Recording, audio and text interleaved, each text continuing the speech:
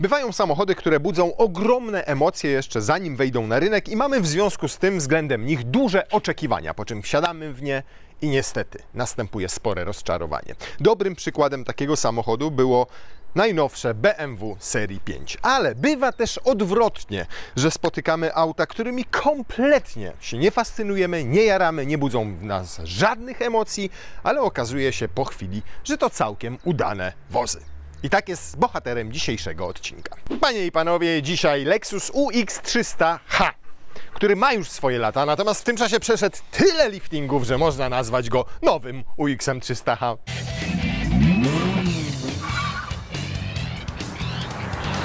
I to nie jest żart, bo naprawdę ten samochód ma już swoje latka, 6 czy 7, w 2018 roku został zaprezentowany i od tamtego czasu przeszedł kilka liftingów. Ostatni dosłownie 2 miesiące temu, gdzie głównie napędowo go zmieniono, ale oprócz tego jeszcze parę technicznych rzeczy. W 2020 roku miał inny lifting, bo zmieniono mu multimedia i też parę różnych technicznych rzeczy.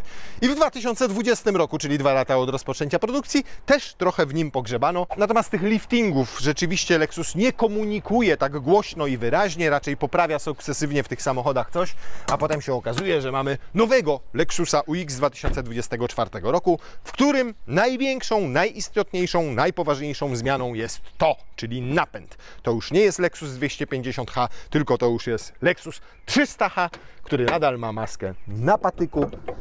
Za to sporo się tutaj zmieniło, bo to hybryda 5. generacji. Podstawą tej hybrydy 5. generacji nadal jest ten sam silnik wolnosący, 2 litry, który ma 152 konie i tam około 190 Nm. Nie są to zbyt wybujałe liczby i nie wróżące dużej satysfakcji z jazdy, natomiast dodatkowo jest tu silnik elektryczny, który, i uwaga, tu Lexus nie podaje jego mocy, podaje tylko, że ma 290 Nm. I gdy zsumujemy moce tego silnika elektrycznego i spalinowego, to mamy teraz 199 koni mechanicznych, czyli 15 więcej niż w poprzedniku. Natomiast nie tylko zmieniono tutaj ten silnik elektryczny, nie tylko dorzucono mocy. Po pierwsze, ten silnik elektryczny jest teraz integrowany razem z falownikiem, razem z inwerterem, dzięki czemu ma bardziej kompaktową budowę i jest lżejszy. Po drugie, zmodyfikowano tutaj przekładnię hybrydową, tak żeby te silniki z sobą lepiej współpracowały. Po trzecie, mamy nową baterię, nowy akumulator. Teraz ten akumulator jest nie niklowo-wodorkowy, tylko litowo-jonowy. Ma nie 180 jak poprzednik, tylko 60 ogniw. Dzięki temu jest lżejszy, bardziej kompaktowy, a napięcie ma wyższe, bo to 222 V w porównaniu chyba z 216 w poprzedniku. To wszystko właśnie powoduje, że mamy tutaj więcej mocy, więcej momentu obrotowego, lepsze osiągi. Natomiast, co najbardziej się zmieniło, to w wersji i4, jaką my mamy, tutaj jest zupełnie nowy silnik elektryczny. I teraz uwaga, co pisze Lexus. Jest teraz 6 razy potężniejszy niż w poprzedniku. Przepotężny silnik, 41 koni i 83 Nm. Ważniejsze niż moc i moment obrotowy w tym przypadku jest co innego. W poprzedniku tutaj stosowany był silnik asynchroniczny tak zwany, czyli indukcyjny. Indukcyjny silnik elektryczny polega na tym, że pole magnetyczne i wirnik obracają się z różnymi prędkościami. To powoduje, że jak położycie nogę na pedale gazu, to dopiero po chwili ten silnik zaczyna działać. Często różnica nie jest zauważalna, ale powiedzmy wynosi sekundę. Nazywamy to takim poślizgiem silnika i to jest jego wada. Dlatego w nowym zastosowano silnik synchroniczny z magnesami trwałymi. Tam już wirnik i pole magnetyczne obracają się z tą samą prędkością, więc każde położenie nogi na pedale gazu od razu powoduje oddanie mocy. Co to oznacza w praktyce? Jak jechaliście 250H z napędem i4 i wchodziliście w zakręt i dodaliście gazu i załączał się tylny silnik, to on załączał się powiedzmy o pół sekundy albo sekundę później. Więc najpierw mogliście czuć drobny uślizg i dopiero auto jechało. Teraz ma być zupełnie inaczej. Sprawność działania tego silnika z magnesami trwałymi ma być znacznie lepsza. Natomiast ma on też pewną swoją wadę. Wada jest taka, że on zawsze podczas jazdy, nawet jak jest odłączony, stawia pewien opór.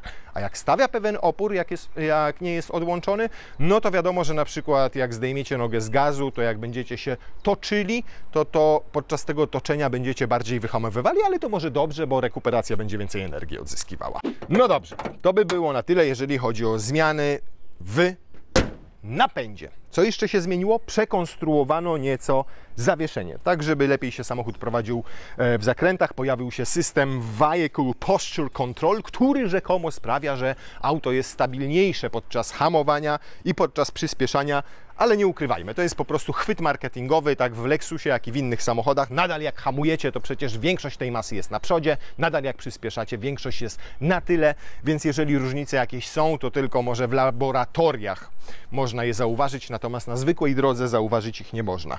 Jeżeli chodzi o stylistykę, nic się w zasadzie nie zmieniło. Trochę inne wypełnienie ma grill, ale nie w naszej wersji Omotenashi, tylko na przykład w F-Sporcie i w F-Sport Edition. Tutaj my mamy full LED światła, akurat one są dostępne w wersji Omotenashi i w kilku pakietach do niższych wersji. Są full LEDami, mają aktywne soczewki i tak dalej. Mamy jeszcze nowe lakiery, jest na przykład koper, ale to nie jest nasz koper, nasz to jest green khaki, coś tam jakiś tam. Na nowo zaprojektowano lusterka, żeby były bardziej opływowe. W wersjach sportowych, czyli w F-Sport i w F-Sport Design można mieć czarny dach, wtedy mamy kolor Byton, albo możemy mieć czarny dach, czarny słupek A i czarny słupek C i wtedy mamy Byton Full wersję. Z tyłu nie zmieniło się nic, charakterystyczne dla Lexusa światła z listwą świetlną biegnącą przez cały bagażnik. Z ciekawostek cała klapa bagażnika jest wykonana z kompozytów. Natomiast błotniki i drzwi są wykonane z aluminium po to, żeby ograniczać masę. I rzeczywiście ta masa jak na kompaktowego crossovera, który jest hybrydą, nie jest duża, bo samochód waży 1495 kg i uwaga, jest trochę lżejszy od wersji 250h, a to dzięki zastosowaniu właśnie tego silnika elektrycznego połączonego razem z inwerterem, lepszej i mniejszej baterii, zmodyfikowanej przekładni kierowniczej. Niemniej, normalnie by zaoszczędzono około 40-50 kg, ale zaoszczędzono trochę mniej. A mniej dlatego, że te zaoszczędzone kilogramy zainwestowano w lepsze wygłuszenie. Między innymi dachu, między innymi drzwi, między innymi podłogi i słupków, a wszystko po to, żebyśmy mieli ciszej w środku, bo to, na co narzekali klienci UX-a 250h, to że we wnętrzu jednak jest dosyć głośno. Ale już sam fakt lepszego wyciszenia drzwi słychać, gdy się nimi trzaska. Jest po prostu premium, tak jak być powinno. Minus to proszę bardzo, bagażnik w wersji E4 nie jest zbyt duży. Powiem więcej, jest na tyle mały, że nawet Lexus w informacji prasowej nie pisze, o jakiej pojemności bagażnik ma UX300H. W dodatku tu macie tę przestrzeń jeszcze ograniczoną takimi schodkami po prawej i po lewej stronie. Tu co, można pociągnąć? Można pociągnąć. No co z tego, że tutaj mam schowek? Zobaczcie, przecież ten plastik można byłoby cały wywalić, usunąć i przynajmniej mielibyśmy szerzej tutaj. Ta strona, no można byłoby inaczej ten akumulator przecież zagospodarować. I tu znowu zobaczcie, ile pustego miejsca, które tracimy. Jak to wyjmiemy, to zobaczcie, co jest pod spodem. Znowu w cholerę plastiku, który przecież można byłoby wyrąbać. Tu nie ma żadnego silnika, tu nie ma żadnego dodatkowego akumulatora. No nie jest to dobrze zagospodarowana przestrzeń. Jakby jeszcze było Wam mało półeczek, to macie akcesoryjną matę bagażnika, która nie pozostawia złudzeń co do tego, czym jeździcie. O! To jest rzeczywista pojemność bagażnika UX. Nie będziemy nawet kombinowali z innymi. No i szkoda jeszcze, że w ramach tych 18 liftingów nie zmieniono tego, czyli w zasadzie nie rolety, ale firanki, która przykrywa ten tylny bagażnik. No tu na sznureczku to jest ok, ale zobaczcie, ona jest tutaj nawet, na tych uchwytach montowana na takich sznureczkach, na takich pętelkach i tu, żeby to założyć, to trzeba tam wsadzić łapę, a zdjąć to jest jeszcze trudniej, chociaż nie, tu akurat spadło samo. Fajne rozwiązanie, bardzo praktyczne. Czyli tak, jak trzeba założyć albo zdjąć samemu, to jest trudno, ale czasami spada samo. Tutaj to ktoś siedział jeszcze większy niż ja chyba, bo to spokojnie można przesunąć, obniżyć oczywiście na maksa przy moim wzroście. I jak na crossovera segmentu C, miejskiego, co podkreśla Lexus, źle nie jest. Oczywiście wolałbym mieć więcej miejsca tutaj przede wszystkim na kolana, ale biorąc pod uwagę to, że tam z przodu przed chwilą jechałem normalnie i nie wbijałem kolan w deskę rozdzielczą, to jest naprawdę w porządku. Nogi, stopy mogę tam sobie włożyć w całości.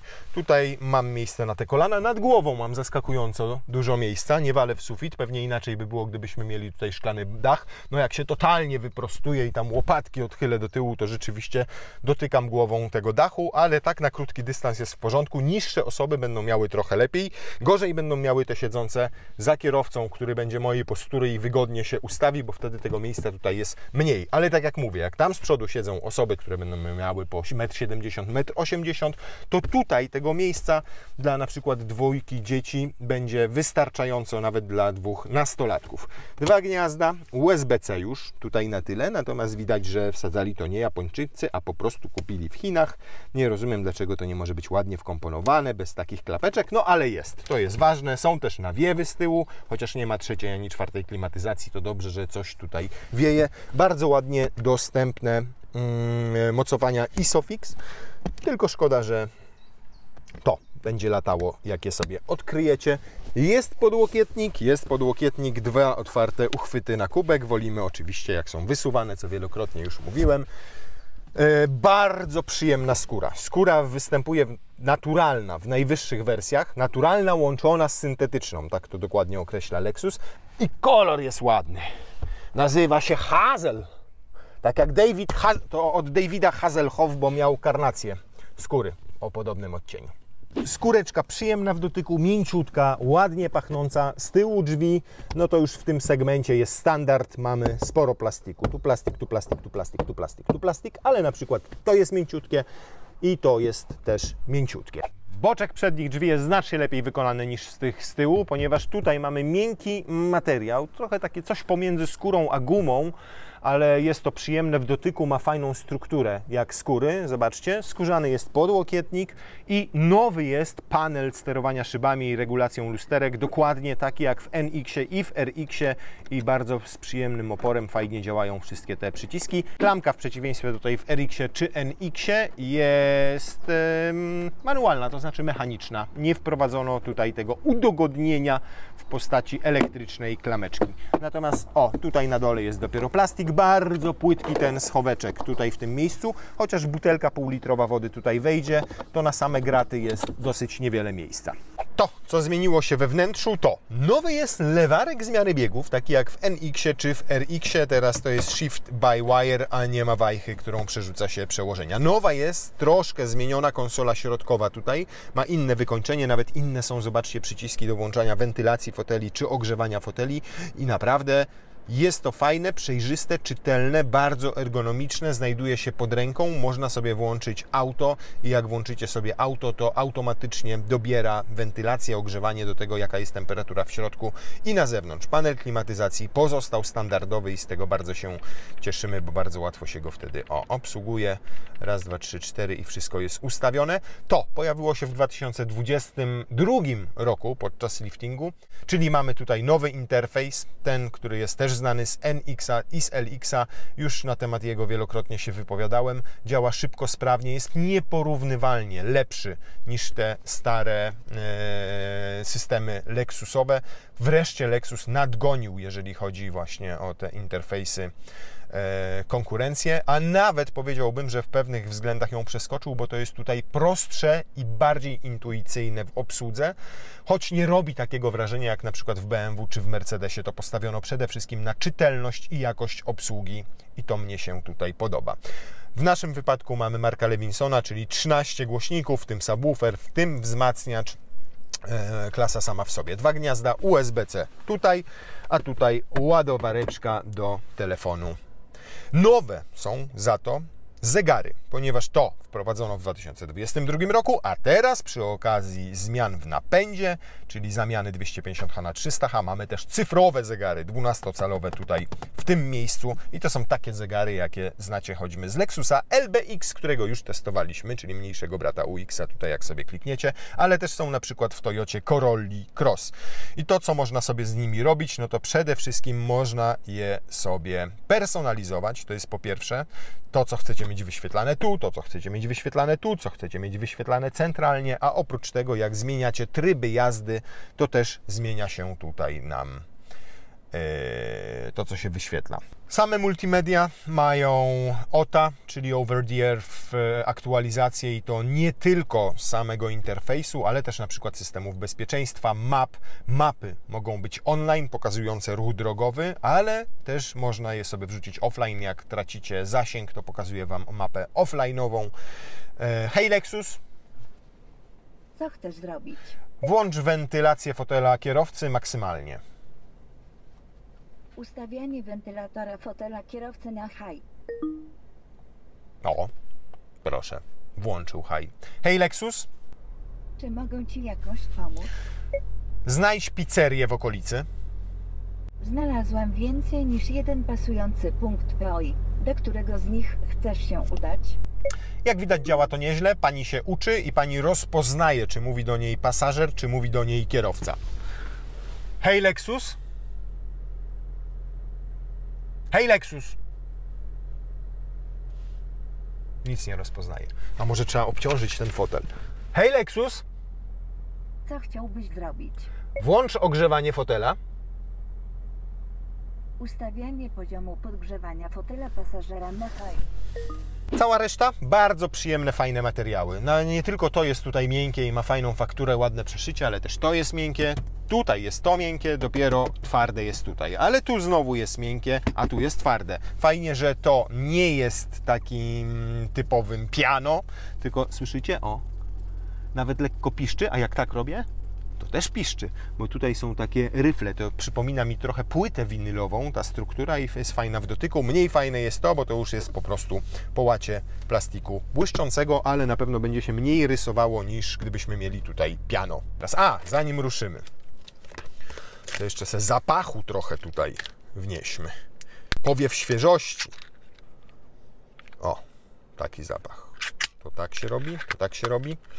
I to wrzucamy pod fotel, żebyście tego nie widzieli. Wykrycie nieuwagi kierowcy. No i się zaczęło. Tutaj się pojawiła na kolumnie kierownicy taka kamerka, która sprawdza, czuwa nad tym, czy patrzycie na drogę. Jak nie patrzycie, wystarczy, że popatrzę chwileczkę w kamerę, o tutaj tak, i z Wami będę mówił i już.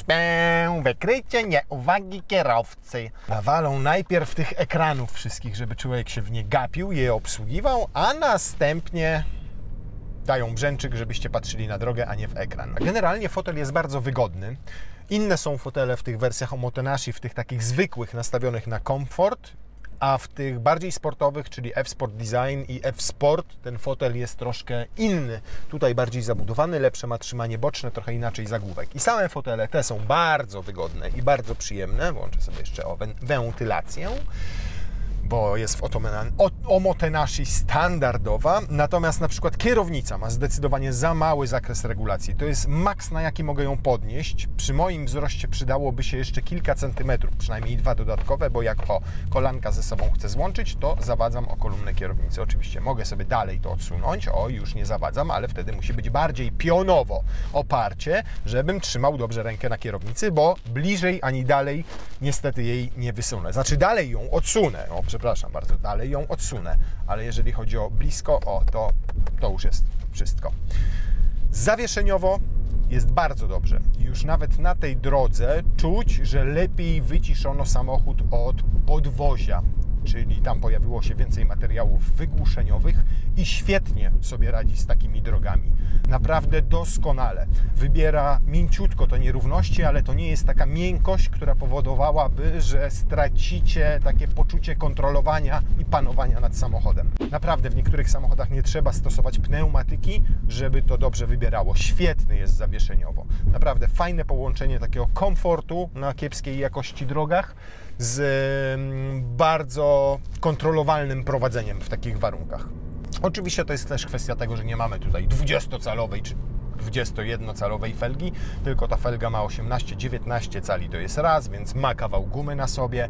No i 2, mamy prześwit, który wynosi 16 cm w najniższym punkcie, więc jest taki crossoverowaty, tak bym powiedział. To jakieś 4-3 cm więcej niż mają normalne, klasyczne samochody. Fajne jest to, że nie ma tutaj poczucia, że siedzi się w jakimś wielkim SUV-ie. Ja akurat to lubię. Nie lubię siedzieć bardzo wysoko. Niektóre SUV-y dają takie uczucie siedzenia po prostu powyżej dachów innych samochodów, a tutaj się siedzi generalnie jak w samochodzie kompaktowym, jak w hatchbacku, jak w kombi. No może jest ciutkę tylko wyżej. Widoczność bardzo dobra tutaj na boki. Fajnie, że te lusterka są nowe, takie wystające właśnie poza obrys samochodu. Umocowane nie przy słupku, tylko umocowane na drzwiach, więc nawet tu między lusterkiem i przez tą szczelinkę bardzo dobrze na ukos wszystko widać. Nieco gorsza jest widoczność do tyłu, głównie przez szerokie słupki B, czyli tak C, przepraszam, czyli tak po skosie, natomiast przez tylną szybę w lusterku jest całkiem niezła. Swoją drogą fajne jest lustereczko, tutaj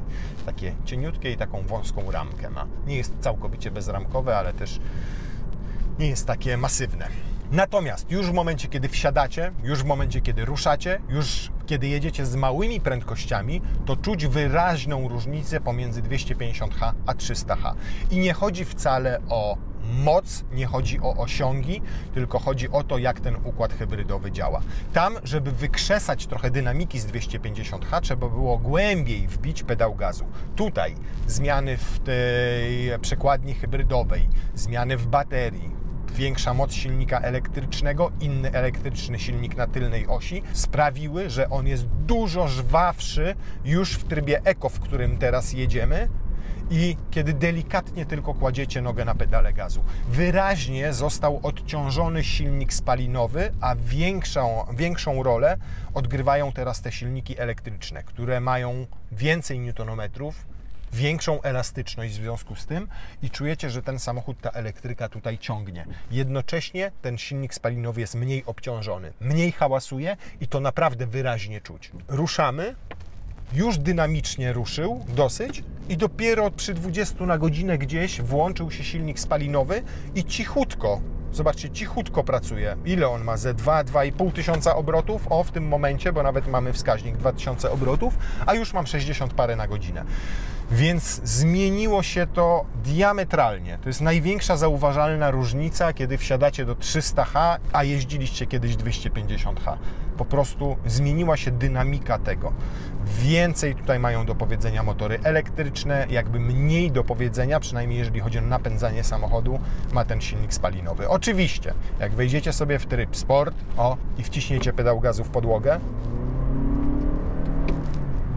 to zaczynacie słyszeć ten silnik spalinowy. Hałasy w 250h były znacznie większe, to jest po pierwsze. Po drugie, miał znacznie mniejszą dynamikę. I to nie tylko subiektywnie patrząc, tak jak teraz jadę, ale też patrząc na papierze, bo 250h, która miała 15 koni mniej, robiła w setkę w 8,5 sekundy. W przypadku i4, tego, którego tutaj mamy, już po 7,9 sekundy pojawia się setka. To, co też ciekawe, Lexus podaje moc i dla wersji FWD, i dla wersji AWD taką samą, czyli 199 koni ta systemowa. Czyli tak jakby w tym i4 nie dorzucał do tego tej mocy z tylnego silnika elektrycznego systemowej, ale dynamika jest zauważalnie lepsza. Więc albo tam coś im nie pykło w tych danych technicznych, albo po prostu tak jest. Natomiast obiektywne jest też to, że samochód zaczął nieco więcej palić w porównaniu z 250h. I to widać już nawet po przejechaniu tego kawałeczka tutaj, gdzie nie mieliśmy wysokich prędkości. Może ze 2-3 razy ostrzej przyspieszyliśmy i nawet weszliśmy w tryb sport, ale średnie spalanie w tym momencie to 7,1, a resetowałem komputer pod domem. 6,9 teraz. No to jeszcze raz go zresetujemy i zobaczymy, jak będziemy jechali sobie stabilnie, takimi drogami z prędkościami 50 do 90 na godzinę, jak to będzie wyglądało. Historia, proszę, wyciszane, 6,8. Jak przez te kilka dni toczyłem się po mieście głównie i to było dużo hamowań, dużo odzyskanej energii z rekuperacji, to spalanie było na poziomie 4 litrów raptem. Natomiast jak wyjeżdżacie już na drogę, taką szybszą, no to częściej pracuje silnik spalinowy, troszkę mniej pracują silniki elektryczne i efekt jest taki, że w tym momencie przy stabilniejszej jeździe mamy 5,6, 5,7 zużycie paliwa.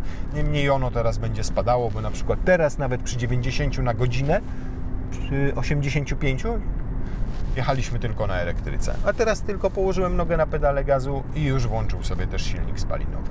Mam też takie wrażenie, że jak kręcę sobie kierownicą, to faktycznie on jest bardziej bezpośredni po zmianach w tym zawieszeniu i w układzie kierowniczym. Przyjemniej reaguje na ruchy kierownicą, bardziej pewnie, bardziej bezpośrednio i jednocześnie zachowuje większą stabilność, więc rzeczywiście tak jakby te zmiany spowodowały to, że on pewniej się prowadzi, a jednocześnie fajnie, że nie ucierpiał na tym komfort zawieszenia. Teraz sobie płynnie za innymi samochodami przyspieszamy i zobaczcie, on jedzie cały czas w trybie elektrycznym. O teraz przy 40 na godzinę dopiero włączył silnik spalinowy, a teraz znowu go wyłączył. Więc rzeczywiście ta elektryka tutaj ma dużo więcej do powiedzenia niż miała w 250 CH. O, teraz włączył sobie, jak mocniej wbiłem pedał gazu w podłogę elektrykę, silniczek prawie 3000 obrotów i słychać go. Nie będziemy mówili, że nie słychać. O, 80 na godzinę. I zobaczcie, już 120. I teraz znowu musimy wyzerować i zobaczyć, jakie będziemy mieli zużycia paliwa na drodze ekspresowej przy 120 km na godzinę. Znacznie lepiej jest wyciszony niż poprzednik. I to słychać też teraz, kiedy jedziemy 120 na godzinę po betonowej drodze, która generalnie jest dosyć głośna. Teraz wjedziemy na asfalt i zobaczycie. No powiem Wam, że jest dużo lepiej wyciszony i od silnika, i od podwozia, od kół, i od szumów wiatru, niż niejedno auto kosztujące 400-500 tysięcy, które jest większym SUV-em. Za to naprawdę duże słowa uznania. I to jest też rzecz, która się na tyle bardzo zmieniła, że jak ktoś jeździł 250 i przesiądzie się w 300, to zobaczy i poczuje tę różnicę. Przy okazji liftingu w 2022 roku pojawiły się, tak jak mówiłem, te multimedia między innymi, ale też dostał system Safety, Lexus Safety Plus drugiej i pół generacji. Natomiast tutaj w wersji na 2024 rok mamy już Lexus Safety Plus, ale trzeciej generacji, czyli zaktualizowane, lepsze radary, lepiej działające to wszystko i jednocześnie pojawiło się kilka nowych rozwiązań, choćby jak ta kamera, która czuwa nad tym, czy patrzycie na drogę, a jak nie patrzycie, to te systemy bezpieczeństwa teraz potrafią również zatrzymać samochód, czyli macie emergency braking, jest powoli wyhamowywany, jakbyście, nie wiem, zasłabli albo za długo patrzyli w kamerę, albo za długo bawili się multimediami, to Lexus UX300H teraz sam się zatrzyma. Oprócz tego pojawił się też system, który zapobiega kolizjom w momencie, kiedy chcecie wysiąść z samochodu. Albo jak jakieś auto z tyłu nadjeżdża i nadjeżdża zbyt szybko, to UX teraz mryga mu tylnymi światłami, żeby uważało, że za szybko jedzie i żeby odpowiednio sobie wyhamował. Więc tak jak mówię, to też zostało zaktualizowane. A tak przedstawiają się wyniki zużycia paliwa przy takiej prędkości ekspresowej. 5,6 litra. O, tu Wam jeszcze pokażę. Informacje o podróży, historia. Proszę, 5,6 litra. Akceptowalnie, jak na auto, które ma 200 koni mechanicznych, natomiast tak jak powiedziałem, zdecydowanie ten cały napęd preferuje jazdę miejską. Wtedy bez trudu schodzicie w okolice 4 do 5 litrów i to nie będąc zawali drogą, tylko naprawdę wykorzystując możliwości tego samochodu. Wystarczy mu jedno hamowanie z tego odcinka, odzyskanie energii, to, że teraz jedzie wyłącznie na elektryce i zobaczcie, już zeszliśmy do 5 litrów. I zobaczcie, teraz na przykład samochód czuje, że wjedzie w zakręcie. To jest ten system Vehicle Posture Control i ma włączony napęd na tyle. Poczuję po prostu, że jedziemy w zakręcie. Ja muskam pedał gazu. Tylko zobaczcie, teraz zdjąłem nogę z pedału gazu, teraz delikatnie dodaję i pokazuję, że jest moment i jest moc na tyle. To jest raz. Zobaczcie, teraz więcej gazu. No czuć tę podsterowność w mocniej pokonywanym łuku na przedniej osi, ale jednak cały czas ten e-4 tutaj z tyłu czuwa. Jak wyjeżdżam na prosto i już koła nie są skręcone, tylko delikatnie sobie dodaję gazu, to już jest tylko przód włączony. Czyli tam na tyle nie jest obciążony, nie ma obciążenia ten silnik elektryczny. Teraz troszkę dynamiczniej jadę, ale na prostej dodaję gazu i też tylko przód. Dopiero jak mu mocno wdepnę, to pojawia się na prostej napęd również na tylnej osi.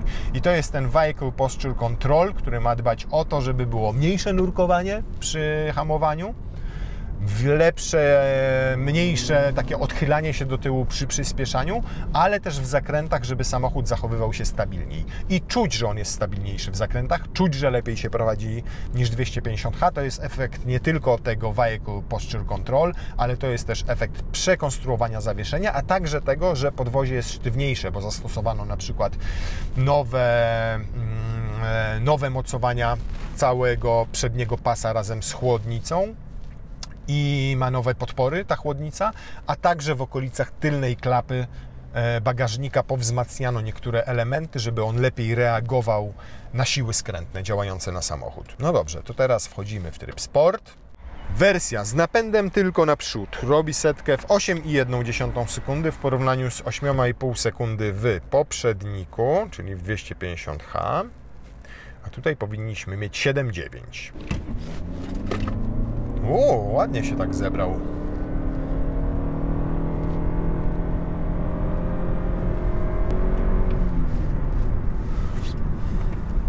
Dokładnie tak jak stary 8,46. Znaczy nie jak mój stary, tylko jak stary Lexus UX 250h. No trzeba wziąć pod uwagę, że takich pomiarów dokonuje się w wersjach z podstawowym wyposażeniem. A my tutaj mamy tych gratów dołożonych od cholery.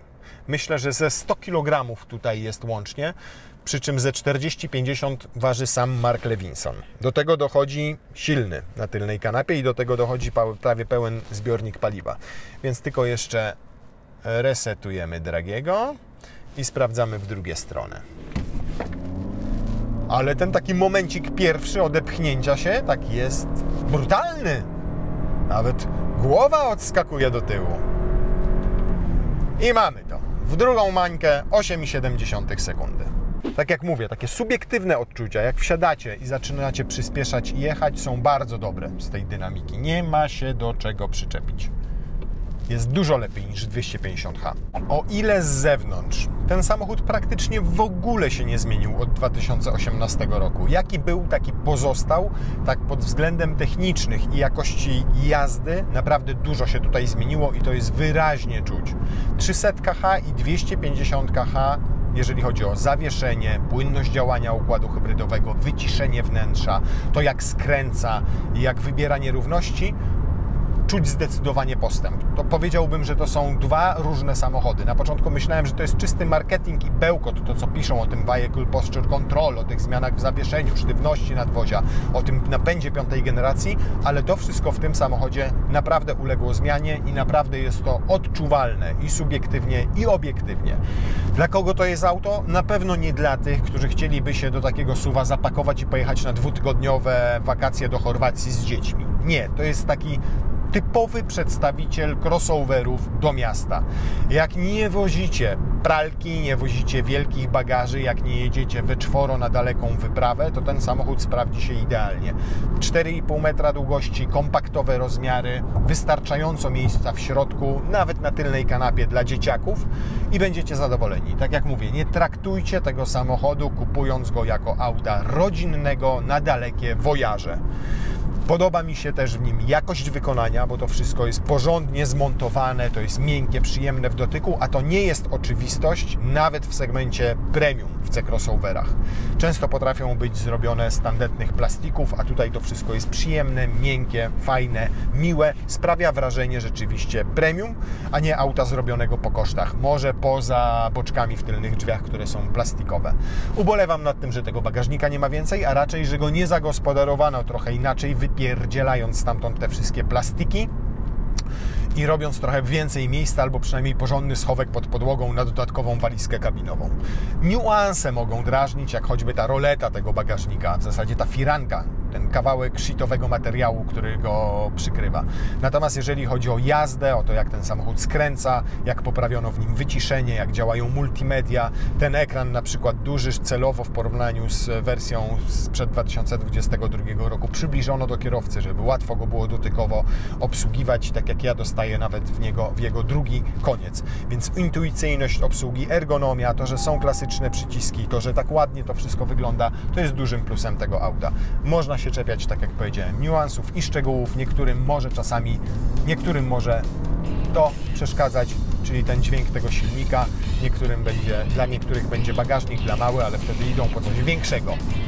Natomiast UX jako crossover do miasta, z takim zużyciem paliwa, z takimi osiągami, z tak działającą hybrydą, tak komfortowy, naprawdę dobra opcja.